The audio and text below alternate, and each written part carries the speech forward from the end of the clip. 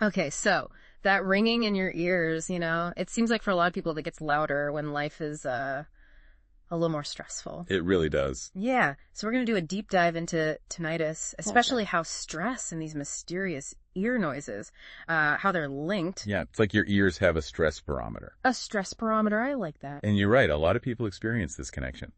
The article we're looking at today is tinnitus and stress, calming your nervous system. And basically, I want us to come away from this understanding what's going on and find some techniques that might bring you some relief.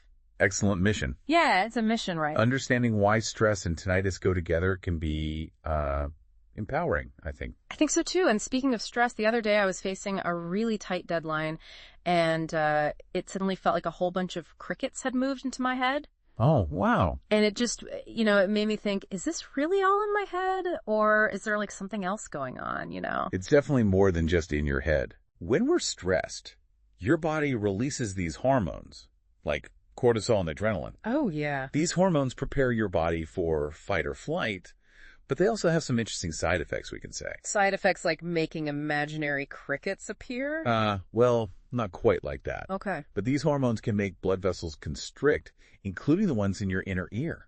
Interesting. That reduced blood flow can actually make your auditory system, more sensitive, and so you're more aware of sounds, even the ones that aren't really there. So your ears are like on high alert, kind of picking up every little thing. Exactly. Precisely. Wow. And to make matters more interesting, stress also makes your auditory cortex more active. That's the part of the brain that processes sound. So you're not only physically more sensitive to sound, but your brain is also primed to pay more attention to it. So it's like a double whammy. Yeah. That explains a lot. But the good news is that there are ways to fight back, right? I mean, this article mentioned quite a few techniques. Absolutely, yeah. And they all focus on calming your nervous system. Okay. And essentially turning down the volumes on your stress response. Okay, so where do we even begin? Right. There's deep breathing, mindfulness, exercise. Yeah. It's a lot. What do you find most helpful for people? Well, they all have their benefits, but deep breathing is a great place to start. Okay. And it's not just taking a few casual breaths. We're talking about diaphragmatic breathing. Okay, so that sounds a little more technical than what I do when I'm like, just relaxing on the couch. Yeah. What's the difference? Okay, so think of it this way. Regular breathing, you're using your chest muscles, mainly. Okay. But diaphragmatic breathing, you're engaging your diaphragm. That's the big muscle below your lungs. Okay. It's like switching from a little hand pump to like a powerful bellows. Yeah. You get more air in with each breath. Right. And it's just much more efficient to get oxygen to your body. So it's like a supercharged breath. Exactly. And these deep diaphragmatic breaths send a signal to your nervous system to relax. Oh, okay. It triggers calming neurochemicals to release, and it helps to lower those stress hormones we talked about before. All right, I'm sold. Teach me how to do it. Okay. It's simpler than you might think. Okay. So imagine your belly is like a balloon. Okay. And when you inhale deeply through your nose, feel that balloon expanding. Yeah. Then when you exhale slowly through your mouth, let the balloon deflate. So it's about breathing from your belly, not just your chest. Exactly. Gotcha. And you can do diaphragmatic breathing anywhere, anytime. That's great. Feeling overwhelmed at work, take a few deep breaths. Stuck in traffic, deep breaths. I like it. It's like a portable stress buster in your back pocket. I like the sound of that. All right, so deep breathing. Yeah. Check. What about mindfulness? Is that just like a fancy word for meditation, or is there something more to it? Well, mindfulness is about paying attention to the present moment without judgment. You're not trying to empty your mind of thoughts, but rather to just observe them as they come and go, kind of like clouds passing in the sky. So instead of getting caught up in the why me spiral when the ringing starts, I can just kind of acknowledge it and let it be. Yes, exactly. That's the key. Okay. Shift from resisting the tinnitus to just observing it. Okay. Studies have shown that regular mindfulness practice can really reduce the emotional distress associated with tinnitus. Interesting. It's not about making the ringing disappear. It's about changing how you relate to it. Okay. I'm intrigued, but I have to admit, sitting still and meditating isn't really my thing. Is there something a little more active I can do to combat stress and these phantom noises? You're in luck. Exercise is another powerful tool to fight tinnitus. I knew I liked you. But seriously. How does getting sweaty help with ear ringing? Okay, so first, exercise is a natural stress reliever. Right. It helps your body burn off those excess stress hormones and releases endorphins. Those have mood-boosting effects. That makes sense, but is there like a particular type of exercise that's best for tinnitus? Well, there are a few that stand out. Okay. Yoga, for example, combines deep breathing with gentle stretching, and that can help release muscle tension and promote relaxation. Okay. And that's important because sometimes tension in your head and neck muscles can actually contribute to tinnitus. Interesting. So by loosening up those muscles, you might actually reduce the ringing. Yeah. Never thought about that. Yeah, and another good one is Tai Chi. Oh, okay. It involves these slow flowing movements that are almost like meditative in nature. Right. It's all about calming the nervous system and finding a sense of balance physically and mentally. Tai Chi always looked so graceful and peaceful. I might have to give that a try. What about something even simpler, like just walking? Oh, walking is fantastic. Yeah. It's accessible. It gets your blood pumping, including to those important inner ear structures. Right. And it can do wonders for clearing your head. I'm a big fan of walking. Sometimes just getting outside and moving my body is all I need to reset and feel less stressed. Okay, so we've got deep breathing, mindfulness, and movement. What else can we do to quiet that inner symphony? Well, we can't forget about the power of sleep. Oh, yeah. Sleep deprivation can actually worsen both stress and tinnitus, and it creates this vicious cycle. It's so true. When I'm sleep deprived, everything feels louder, including the ringing in my ears. Any tips for getting a better night's rest? Absolutely, and we'll dive into those right after a quick break. So as I was saying, sleep deprivation can worsen both stress and tinnitus. Yeah, it's like those phantom noises. They just know when to crank up the volume, right? Yeah. Like right when you're trying to fall asleep. Right when you want quiet. Exactly. So how do we break that cycle? I am ready for some sleep-enhancing tips. Well, the first step is what we call good sleep hygiene. Okay. Sounds simple, but it can make a world of difference. So what does good sleep hygiene actually look like? Well, it's about creating a consistent and relaxing bedtime routine. Okay. But that means avoiding caffeine and alcohol a few hours before bed. Mm-hmm. And as tempting as it is, to scroll through your phone late at night, Oh, yeah. the blue light from screens, it can interfere with your sleep cycle. Ugh. I know I should put the phone away, but it's so hard to resist. Any tips for breaking that bad habit? Well, try dimming the lights an hour or two before bed. Okay. And maybe do something relaxing instead, like reading a book or taking a warm bath. Okay.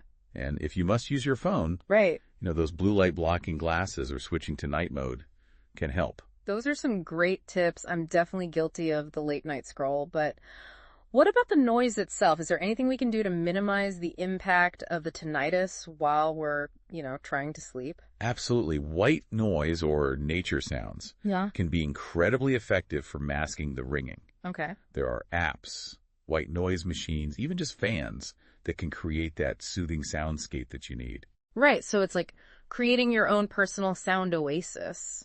I like that. I've also heard of progressive muscle relaxation. Is that something you recommend? Yeah, that's a great technique. Okay. You systematically tense and release different muscle groups in your body, Okay. starting with your toes and working your way up to your head. Oh, wow. It helps release both physical and mental tension, leaving you feeling relaxed and ready for sleep.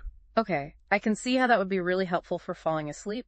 But what if you've tried all the sleep hygiene tricks and you're still struggling? Well, if your tinnitus is severe or it's really impacting your sleep, talk to your doctor or an audiologist. Okay. They can help rule out any other medical conditions Right. and recommend additional strategies or therapies. That makes sense. Now I'm curious, is there anything we can eat or drink that can, help or hurt when it comes to tinnitus? I mean, I know certain foods can trigger headaches, so maybe it's the same with ear ringing. You're right, there is a connection. While there's no specific diet to cure tinnitus, some foods can either aggravate or alleviate the symptoms. Okay, I'm all ears. What should we be eating more of? Okay, well, foods rich in magnesium are good. Okay. Magnesium helps regulate nerve function. Okay. And some studies show it can reduce tinnitus severity, so think spinach, almonds, dark chocolate. Oh, dark chocolate. Now that's a diet I can get behind. Right. Yeah. Anything else? Omega-3 fatty acids are really good too. Okay. They have those anti-inflammatory properties. Okay. You can find those in fatty fish like salmon or plant-based sources like flaxseed. Right. I've heard omega-3s are good for brain health, but I never made the connection to tinnitus. What about things to avoid? Well, it's a good idea to limit stimulants like caffeine and alcohol. Okay. They can increase blood flow temporarily, Right. which can make tinnitus more noticeable. And for some people, processed foods with all those additives and artificial ingredients, Yeah. they seem to make symptoms worse. So it's about eating clean, whole foods and giving your body the nutrients it needs. Exactly. Creating that internal environment that supports well-being, I like that. including ear health. Makes sense. Now, while we're on the topic of things to avoid, let's talk about noise. Okay. I mean, it seems obvious that loud noises would make tinnitus worse, but is there anything else we should know?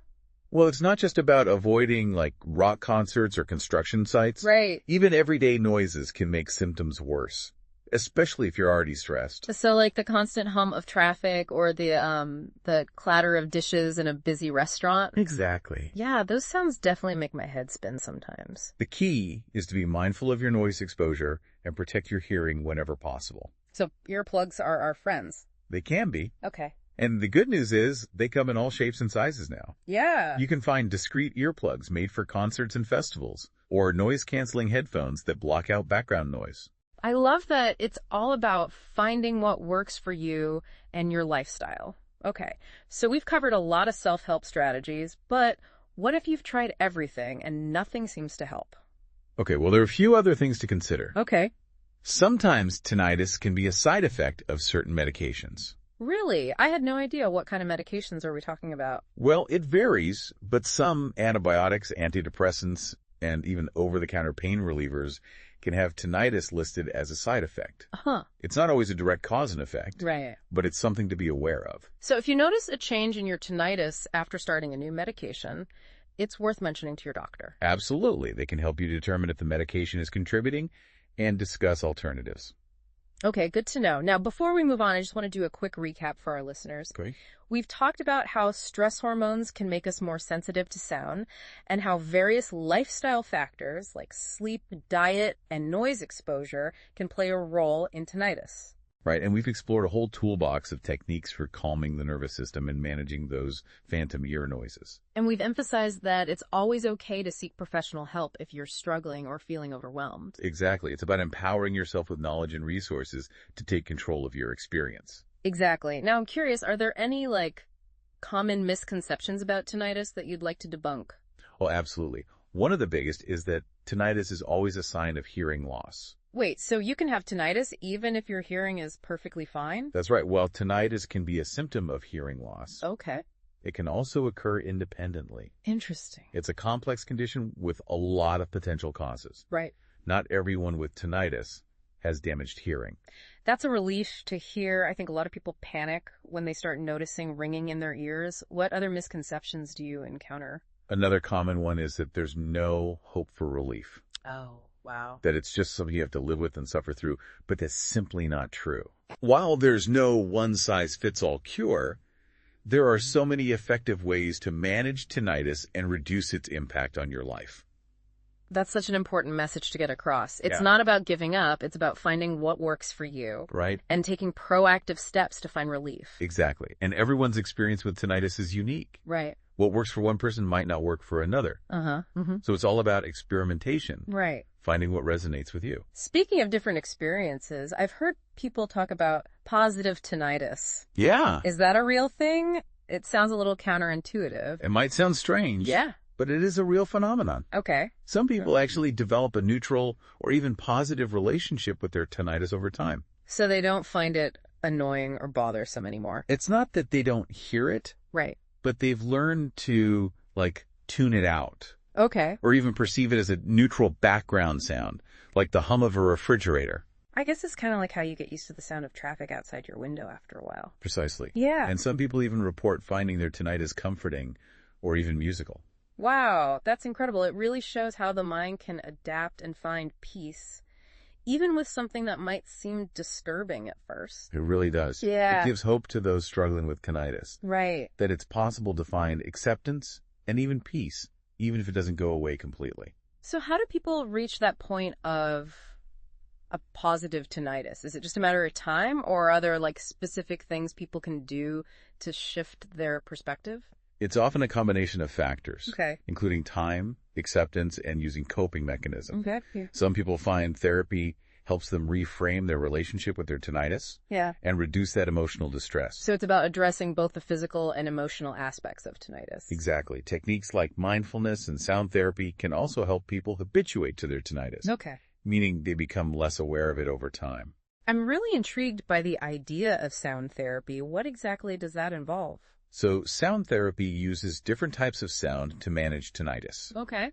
It might involve listening to nature sounds, white noise, or even specially designed soundscapes that are tailored to your specific tinnitus frequency. So it's about using external sounds to somehow influence those internal sounds of tinnitus. Exactly. Gotcha. The goal is to either mask the tinnitus or make your brain get used to it so it becomes less noticeable. It sounds futuristic. Are we talking about like some high-tech device that beams sound waves into your brain? It's not quite that high-tech. Yeah. Sound therapy is more accessible than you might think. Okay. There are apps, devices, and even practitioners who specialize in this area. That's really interesting. I'm definitely going to look into that. Now, before we wrap up this part of our deep dive, I want to talk about something that I think is incredibly important, the emotional toll of tinnitus. You're absolutely right. It's crucial to acknowledge the emotional and psychological impact. Because it's not just about the ringing in your ears. Right. It's about how that ringing affects your life, your mood, your relationships, everything. Exactly.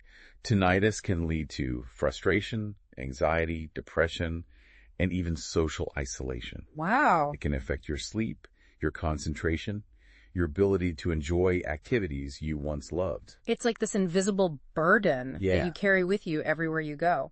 It is. And I imagine it can be especially challenging because other people can't hear it or understand what you're going through. Absolutely. The invisibility of tinnitus can make it even more isolating and difficult to cope with. So it's essential to seek support, whether it's from loved ones, support groups, or mental health professionals. Because you don't have to suffer in silence. Right. There are people who understand, and there are resources available to help you cope Absolutely. and find ways to, thrive despite the tinnitus. And remember, it's okay to acknowledge the challenges Yeah. and allow yourself to feel your emotions. It's all part of the process of healing and finding ways to live a full life.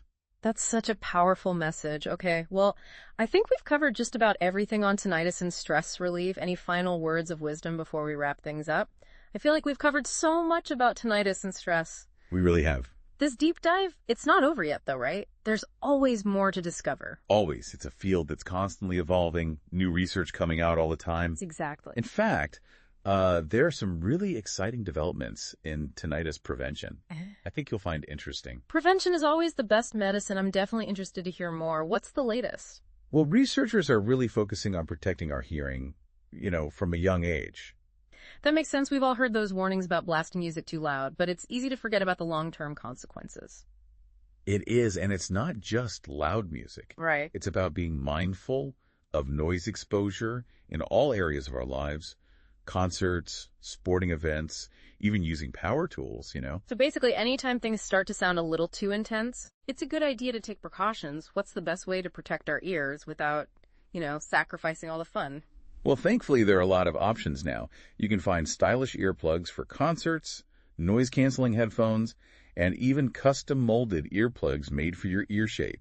Those custom molded ones sound pretty high-tech, like those in-ear monitors musicians use. They're not quite that elaborate, Okay. but they do offer great protection and comfort. Okay, so prevention is key, but what about treatment?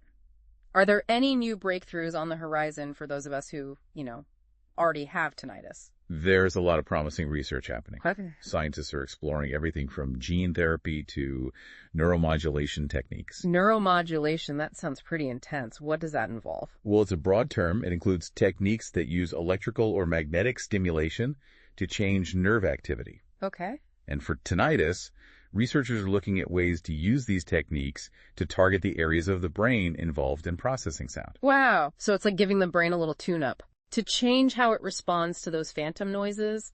That's fascinating. But while we wait for these treatments to become available, what can we do to advocate for ourselves and others living with tinnitus? Raising awareness is huge. Yeah. Talking about tinnitus, sharing our experiences, and educating others. Right. That can help reduce stigma and encourage more research and funding. Right. The more people understand tinnitus, the more likely they are to support efforts to find solutions. Exactly. And there are organizations doing amazing work in this area, Yeah. supporting research, advocating for policies that protect hearing health, and providing resources for people with tinnitus. So it's about finding those organizations, getting involved, and lending our voices to the cause. Absolutely. Collective action can make a real difference. Now, before we wrap up this deep dive, I want to touch on something that often gets overlooked: self-care.